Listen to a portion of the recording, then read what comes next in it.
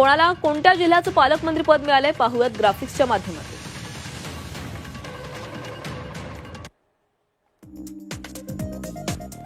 देवेंद्र फडणवीस यांच्याकडे गडचिरोली, एकनाथ शिंदे यांच्याकडे ठाणे आणि मुंबई शहर, अजित पवारांकडे पुणे, बीड, चंद्रकांत पाटील सांगली, गिरीश महाजन नाशिक, गणेश नाईक पालघर, गुलाबराव पाटील जळगाव, संजय राठोड यवतमाळ, आशिष शेलार मुंबई उपनगर या जिल्ह्यांची यांच्यावर जबाबदारी आहे।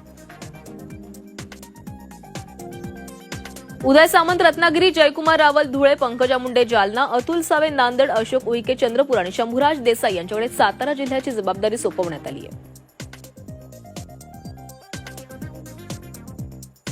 आदिती तटकरे रायगड, शिवेंद्रराजे भोसले लातूर, माणिकराव कोकाटे नंदुरबार, जयकुमार गोरे सोलापूर, नरहरी झिरवाळ हिंगोली आणि संजय सावकारे भंडारा।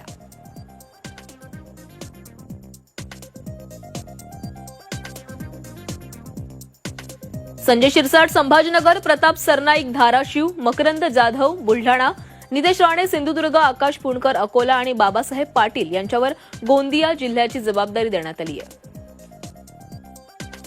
प्रकाश आंबेडकरांवर कोल्हापूर, पंकज भोयर यांच्यावर वर्धा आणि मेघना बोर्डीकर यांच्यावर परभणी जिल्ह्याची जबाबदारी आहे।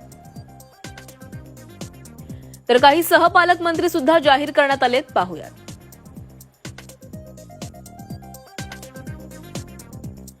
मंगल प्रभात लोढा हे मुंबई उपनगरचे सहपालकमंत्री असतील। माधुरी मिसाळ कोल्हापूर, आशिष जयस्वाल हे गडचिरोलीचे सहपालकमंत्री असतील।